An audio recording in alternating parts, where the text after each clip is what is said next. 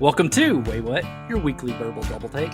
This is a rabbit hole podcast where a couple of old guys do moderate to shallow dives into various topics, ranging from true crime, paranormal, sports, pop culture, or anything else that we find interesting. We drop episodes every Tuesday, and then on Fridays if we feel like it. You can follow us on Facebook, X, TikTok, and Instagram. We appreciate you joining us.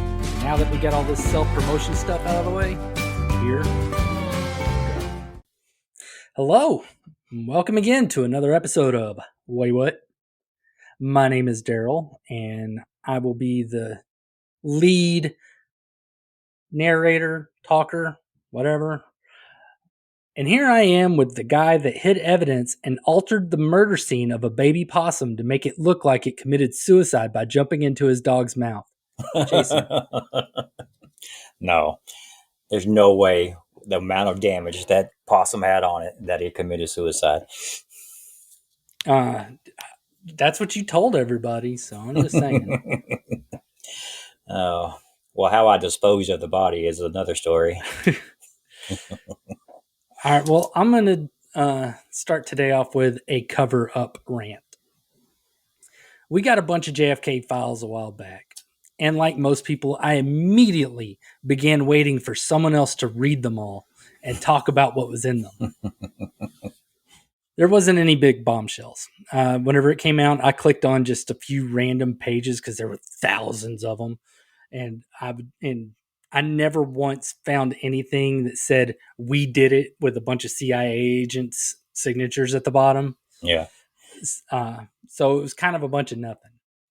Then everyone was waiting for the Epstein list, the documents and any videos and stuff like that. And the people in charge that said they were going to let it loose were like, oh, yeah, never mind. There wasn't anything. Turns out there was nothing. Which tells me whatever documents were out there have been shredded and burned. Mm-hmm. They're gone. Because, it's one of those things. I don't believe them on that. Hell no. The reason I'm bringing this up now is one of the cases that I researched for this episode kind of it hit me the wrong way. When I was researching it, I couldn't find an autopsy report. I found like 2 articles, no police report, nothing. Any of the documents I normally am able to dig up on stuff like this, none of it. I mean, you would think it would at least have 2 out of 3 of those. But yeah, nope. I'll get more into that later since I will be talking about it. But it did get me thinking about how we, as in normal people, have no one out there that we can count on to uncover the cover-ups. True. You can hope for a whistleblower, but the last 2 high-profile ones I can think of were the 2 Boeing whistleblowers.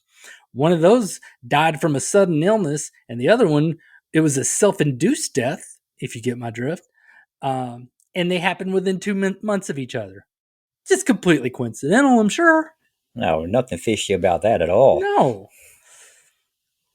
In the long ago past, we could rely on journalists to investigate and uncover corruption. Mm-hmm. But that really isn't the case anymore. Mm-mm. I mean, the fact that ratings have been plummeting for news organizations is pretty evident of how much faith people have in them. Absolutely. Yeah. Don't even get me 3-letter ones. Yeah. Don't even get me started on the slow, agonizing death of newspapers. They're going down. Oh, God, yes. They start charging you for their online stuff. That's when it's... Oh, yeah. Drives me insane. Every time it's like, ooh, this is a good article. Oh, no. I can't read that article. Because I'm not going to pay New York Times $1. Pretty much anywhere you try to get news from, they have to be profitable for their stockholders.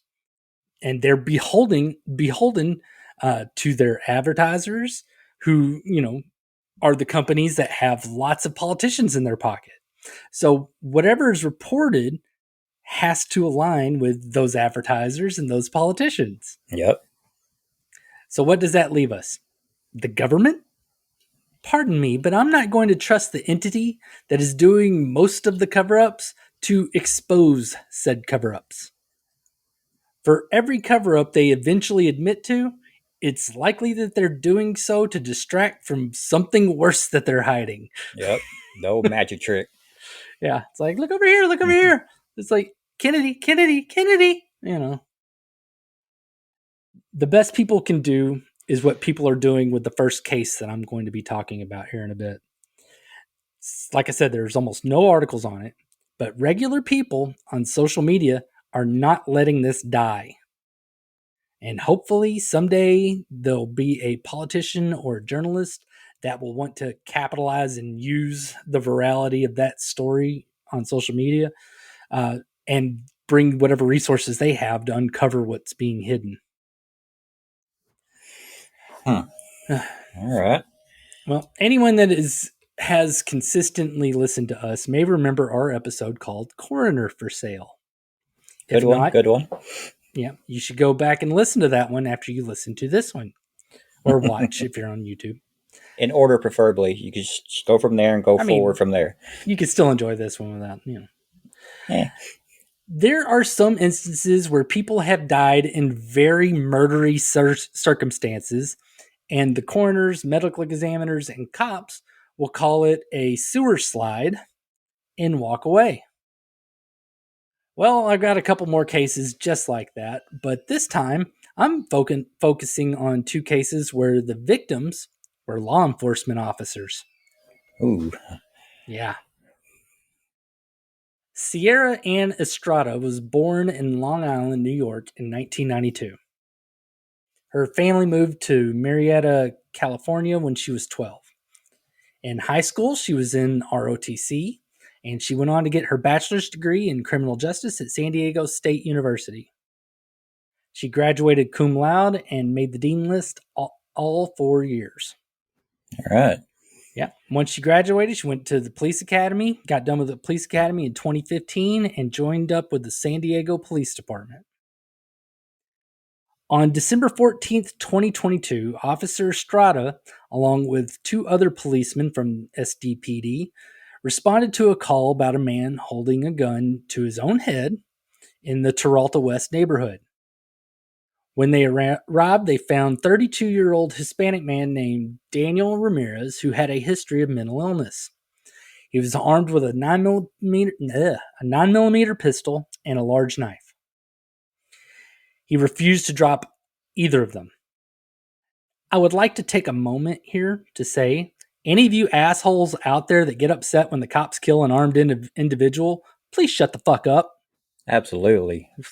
You have no idea what it takes to be a cop and their lives being at risk every day. Yeah, well, and I get that there are times that you can question things and times when bad cops do illegal shit. Yeah. But I don't care if you are a cop or a librarian or a burger flipper at McDonald's. If some weirdo is walking around with a gun and he is not going to put it down, then the fuckhead deserves to get shot by any of those people. Yep, especially if they've been told repeatedly, drop the gun. Yeah. Of course, that's what happened here. He pointed the gun at the cops, and they lit his ass up. Yeah, they should. Ramirez hit the ground, but then all of his nutcase strength kicked in, and he got back up, still holding his knife. Damn. They lit him up again. He still wasn't dead, but he wasn't dangerous anymore. So they began rendering first aid on him while the paramedics were on their way. They came and got him, but he later died since he had more lead in him than a baby's chew toy from the 1950s. The event was captured on body cams and security footage, and the San Diego Police Department released all of it with a statement explaining why the cops did what they did and the evidence they found at the scene. The evidence was one round fired from that guy's gun and a suicide note in his pocket saying he was going for self-elimination by cop. Which, people, stop doing that. It's bad enough that you are choosing to end yourself, but stop traumatizing strangers by making them kill you. It's chicken shit. It is chicken shit. Well, you know what happens next.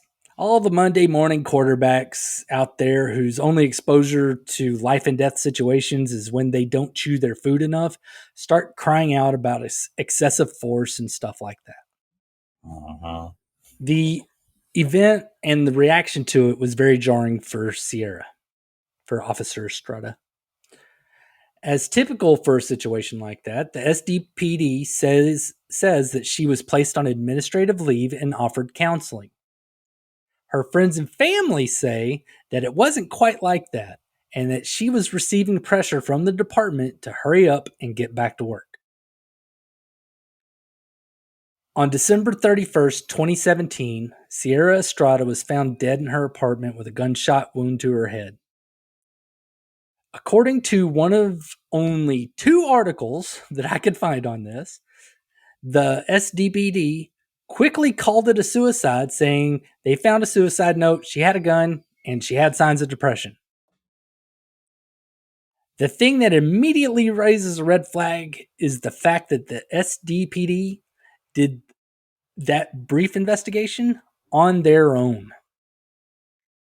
It is usually the recommended protocol for an officer killed outside of the line of duty is that the agency that person worked for, if it happens in their jurisdiction, to bring in an outside agency like the sheriff's department or the state police. Yeah, everybody will be They're affected. not required to, but it's really suggested that's the best route. They did neither. So the conflict of interest, boom, it's right there. She was their employee, and they're like, oh, yeah, well, she totally offed herself. And this is where the controversy kicks in, because it isn't like the last 2 that I went over, in Coroner For Sale Part 1, where the physical evidence and the testimonies don't add up. This is just straight up weird behavior of an organization that seems to be hiding something. There are literally 2 articles. That's it. And then everything else is what people are putting on social media trying to get attention on it. It's apparent that if the media and the SDPD had their way, no one would know about this at all. They didn't count on the fact that even before Ciara died, she was already well liked by people on social media. She had a somewhat viral video that someone recorded her.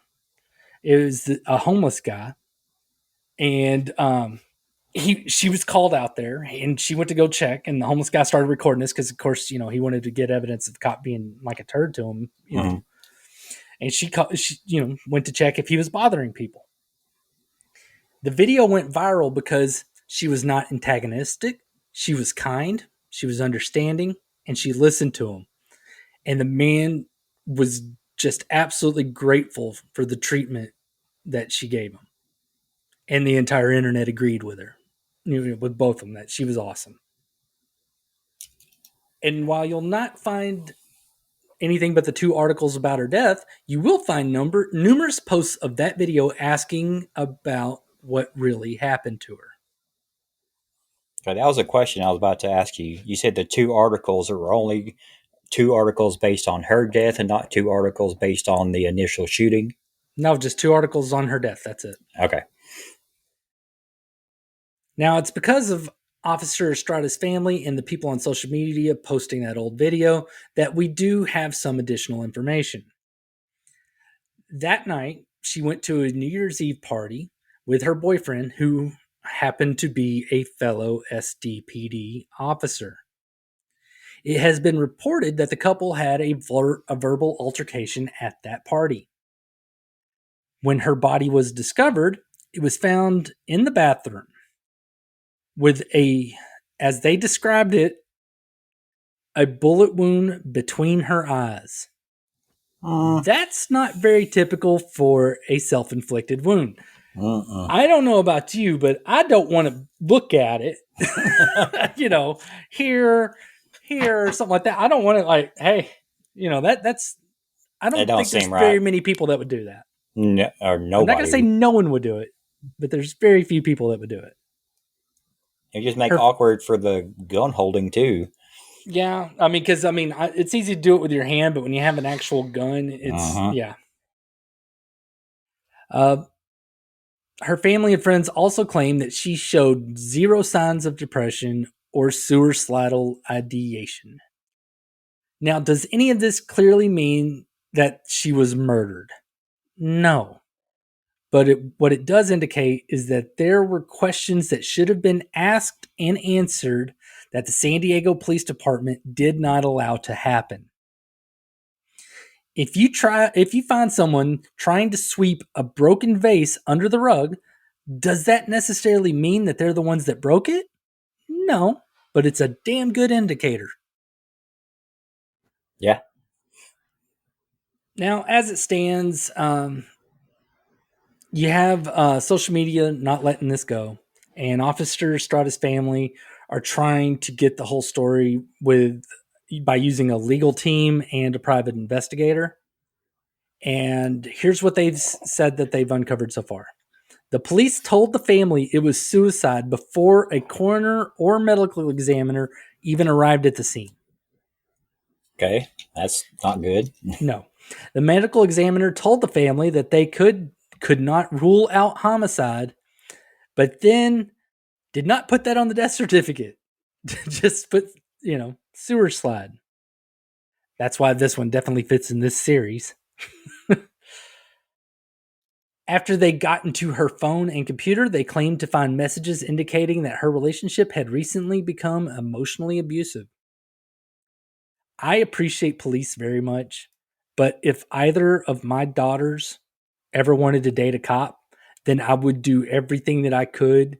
I would try very hard to get them to change their mind.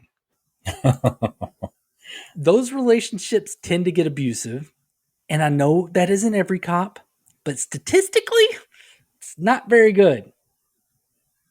They tend to have a bit more instances of domestic abuse, and I'm just not down with that.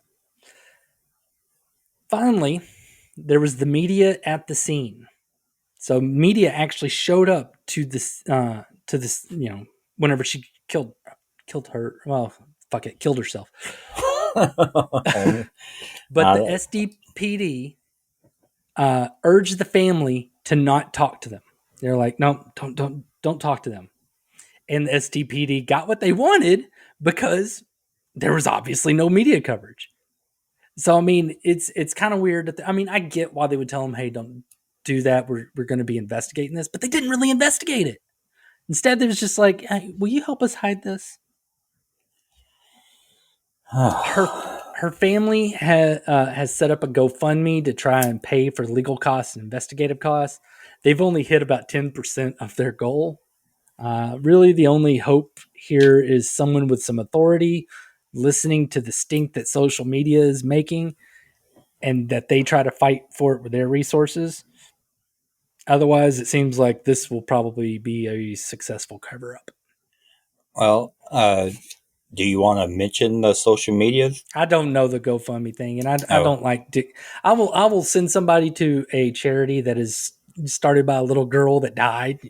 Yeah, but GoFundMe's, if you really want to look, yeah. go do it yourself. I'm always a little iffy on that stuff unless it's like, well, heck, even nowadays, like whenever it's about video games and movies and stuff, a lot of people sink money in that and with the promise of these rewards or whatever, and they don't get them. So I'm kind of like, I've only done. I think I've given to like 2 ever, and sadly, that's where this story about Ciara Ann Estrada stops. Well, I There, have a question on that. join the club. But all right, Well, you said at the beginning they got in a massive shootout and they yeah, shot this person several times. yeah, Not just her though; there was other cops. yeah. So why were they trying to blame the trauma on that guy's death on her? Why was they thinking she was the most traumatized out of all the other cops? I mean, I don't think they really thought that, Jason. There aren't Yeah, so like the leave thing. That's normal. yeah, Uh, them saying that she was depressed and stuff like that. That's kind of the cover uppy part about all this. I mean, most suspect that the only reason this SDPD would try to cover this up is if her boyfriend, who was also a cop, did that. If you get what I'm saying? Yeah, I get what you're saying. They're trying to protect their own, but they're Exactly. also hurting one of their own by blaming Do you? her to do that.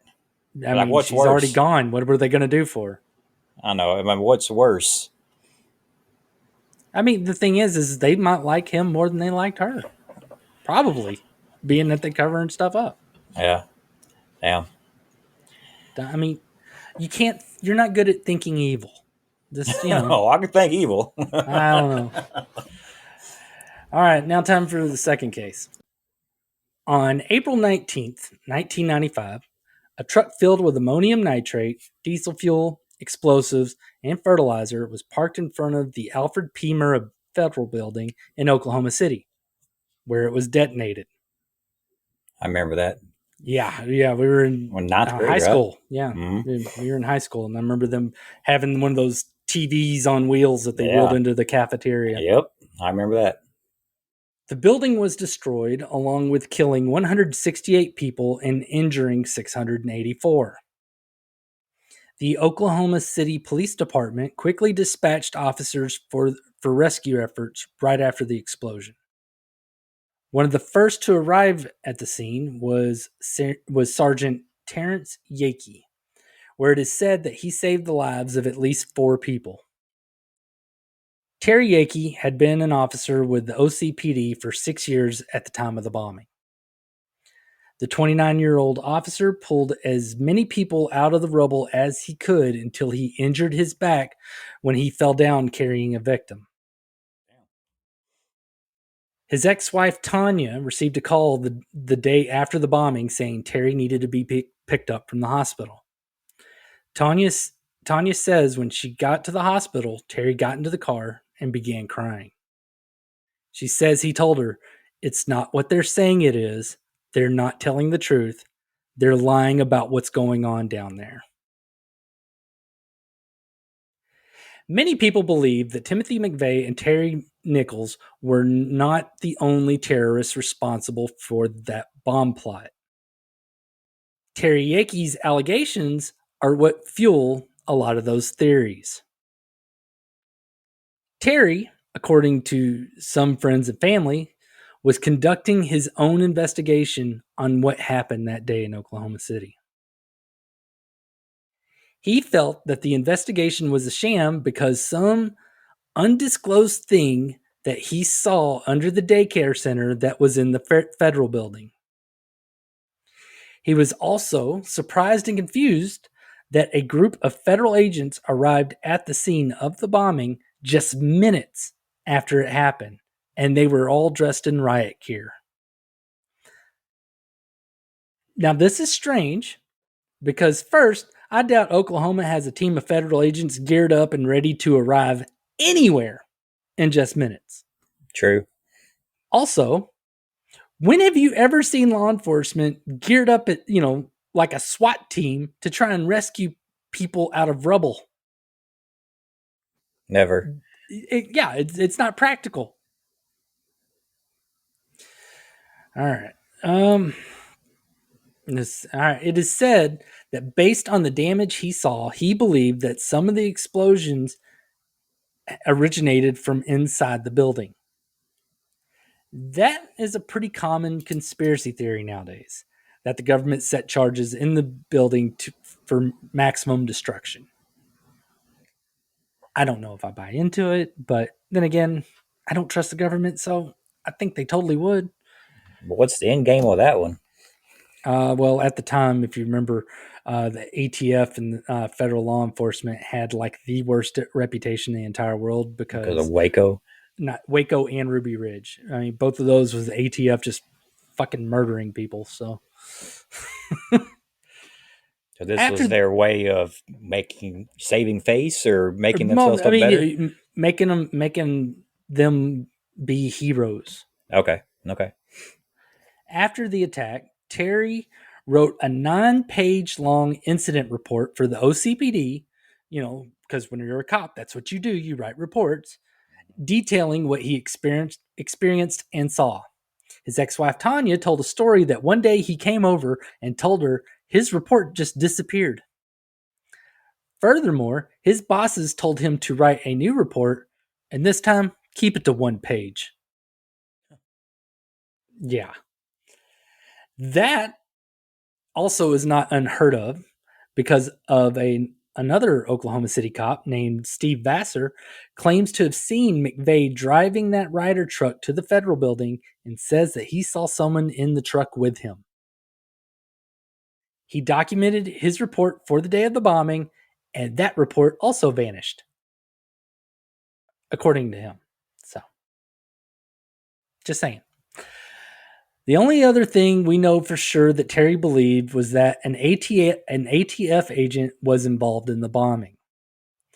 In a letter to a friend that was in that building when it was bombed, he told her that he had found out that an ATF agent was overseeing the bomb plot. In that same letter, he claimed to have opened up to the police chaplain about what he believed, and he was looking for guidance. He said that the police chaplain responded by submitting a report saying he should be removed from duty. Oh, yeah. What an ass. Now, all this that I'm telling you has been scrutinized very closely because Terry Yeakey was found dead in a field in El Reno, Oklahoma on May 8th, 1996, which was 3 days before he was scheduled to receive a Medal of Valor for rescuing people from the bombing. Another weird coincidence. Yeah. Canadian County Deputy Mike Ramsey was patrolling around El Reno when he noticed an abandoned vehicle in a field. He approached it, and then he recognized it as Terry's car. They knew each other well enough, where apparently the deputy had driven Terry home at some point where they'd have conversations and stuff like that. He approached the car and saw blood on both front seats, so driver's side and passenger side, a razor blade on the dashboard, and nobody in the car. Deputy Ramsey immediately radioed in to get a homicide detective because a lot of fucking blood was there, and he taped off the scene. Hours later, police dogs found Terry's body in a ditch about 1.5 miles away from his car. The Oklahoma City Police Department took over the investigation of the suspicious death of their employee. Another conflict of interest. Yeah. But this one's a little worse because this happened 40 miles outside of Oklahoma City city limits. But they claim it's not uncommon. We're a larger department, so we help the smaller cities all the time. Resources say they did not use their big city resources because they quickly ruled it a suicide. Terry was found with multiple cuts to his wrist, the crook of his elbow, his neck, and his throat. According to his ex-wife, they say he lost about 2 pints of blood. Gee, Winnie. If we go by the evidence, the cuts happened either in or near the car because the razor was there when they found him, and all that blood was in the car. Where was it found in the car? You said on the dash? No, the razor was on the dash. The blood was all over the seats. That's what I meant. The razor was on the dash. Okay. Yeah. So, cut up in the car. Then he either walked or crawled, according to the OKCPD, on uneven terrain, either over or under a barbed wire fence, across one very deep ditch, then into another ditch over the course of 1.5 miles. Nope. Then once he got there, or after that 1.5 miles, he put a gun to the side of his head, but at a downward angle, and shot himself. Not a chance in hell. You're running from something to only go through all of that. It gets better.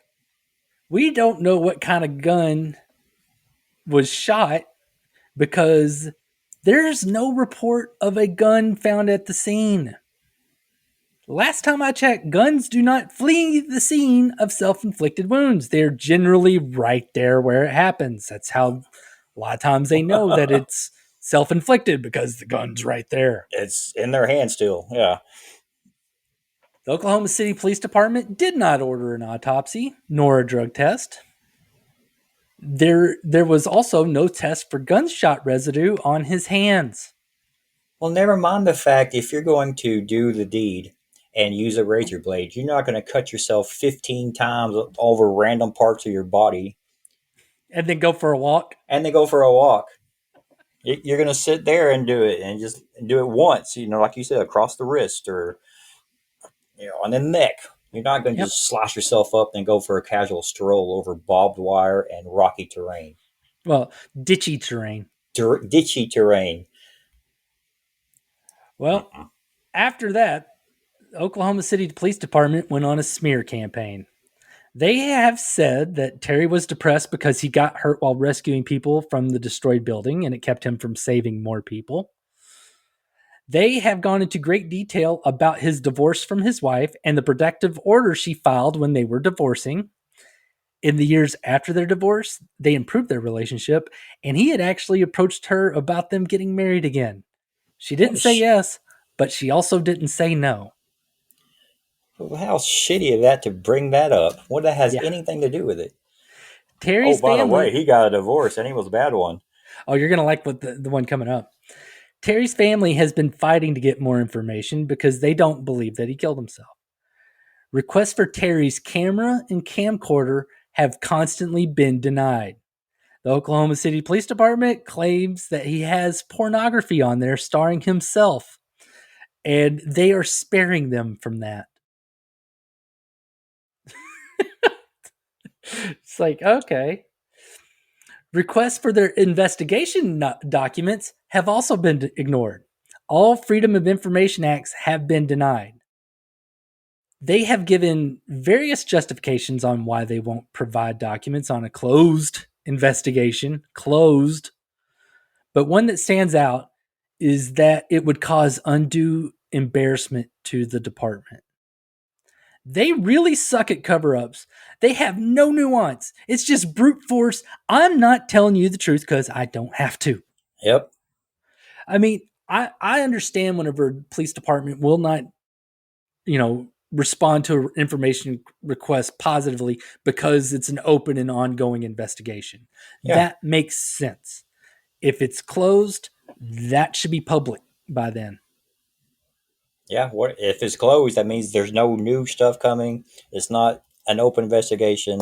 Yep. And all the documents should be finalized, if you will, and They're verified. just like, God, if we do that, we're going to have to write up all these fake reports, and I don't feel like it.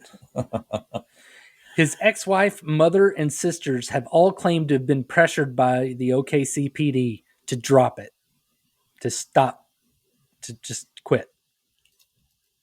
And apparently Terry knew it was coming, and he told his family that he was being followed and being pressed to stop digging into the bombing. One of the reasons he wanted to remarry his ex-wife was so that he could put life insurance in her name to take care of her and their daughters. Which she likes to point out that he wouldn't go through so much trouble to get life insurance and then off himself where the insurance wouldn't pay off. Yeah.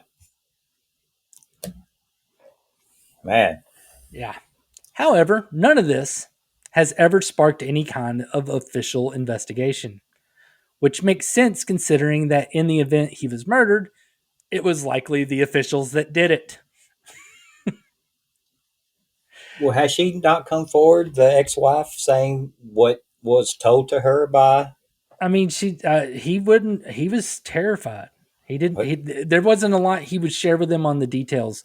The day he died, he went to his sister's house saying, I'm being followed and all this, and he was scared, and he didn't want to give them information because hell, they were already coming after him. Okay, I get that. Unless he was crazy, but all of this is kind of like the Epstein thing, where everyone knows that something is wrong, but the people in charge can just choose to ignore it while everyone else just sits there pointing, saying, that ain't right. So, like the Epstein list, it will be ignored while they hope that everyone forgets about it. It's been nearly 30 years and nobody's forgotten about it. And I hope that everybody's able to keep this thing alive. Even if seemingly nobody can do anything, we can annoy them. We can piss them off and not let their plan to sweep it under the rug be completely successful. We'll just keep pointing at the rug saying, look, it's under there. Man. Yeah. And that's going to do it for this. These are, people that use their power to protect themselves and their buddies. And unfortunately, that's not uncommon. So if you would like a third one in this series, I'm probably going to do it either way, but I'd still like you to ask for it just because it'd make me feel better. Plus, comments are engagement, and engagement is good for algorithm stuff. He likes it when you ask for it. Yeah. So if you want more of this depressing content, let us know in the comments. I'll take depressing comments too. I'll take them all. If there's a case that fits this theme and you want it covered, tell me about it. I'll research it and I will cover it. Same as this. So, man, well, those are pretty frustrating. Like you said, the people that are in charge are just going to stay in charge, and there's nothing that anybody can do about it. Well, what's funny is like last time I had like tons and tons of information. I had like police reports to look at and autopsy reports and stuff like that. This one, I had to go forward with these with like it just where they have these hard endings like that because it's just like they're like, yeah, we're covering up. Do something about it. Oh, you can't? Fuck off. Yeah, because you can find pretty much anything on the internet with lots and lots of pages to go through. Yeah. All right. Well, join us next time when Jason, unless he gets too close to the truth behind the post office's plot to keep his free play offers from casinos away from him, and they have to disappear him. If he survives and he's still around, he'll tell us about some stuff that will make us say, Waywut. Jason, you have to stop digging. No, we put in more complaints on the milk lady. I'm going to find you out in the field with letters shoved down your throat or something. Stamp stuck all over my face. Yeah. They have like they'll wrap you up in like that, like the wrapping that packing tape where you suffocate, and they'll just cover you in stamps. Past due, undeliverable. Send back to sender. It'll in the address spot, it'll say to hell. Oh, I had a neighbor come over today to give me all my mail that they received. Oh, that was nice of them. Yeah, it was very nice of them. I don't have issues with the mail. It seems like delivery drivers can't read because the numbers on our houses aren't small, but I always get my neighbors' packages and their Instacart. And it's kind of crazy because I'll like go over to their house holding like 3 or 4 bags of groceries and I'll put it on their doorstep. Like, Instacart's here. Tip. Whatever. Right. Man. Well, good. Okay. Good topic, Daryl. Yeah, glad you liked it. All right. Well, see y'all next time. Bye. Later. Click the button, Daryl. Thank you for joining us for this episode of Waywut. This show's available on YouTube, Good Pods, Spotify, Apple Podcasts, and pretty much anywhere you listen to podcasts. We love to hear from you. Please comment on what you just listened to, pass along episode ideas, or just talk to us at Waywut Podcast in our Facebook group or on TikTok, Instagram, or X. Again, we really appreciate you joining us. Come back again to hear about some stuff that will make you say, Waywut.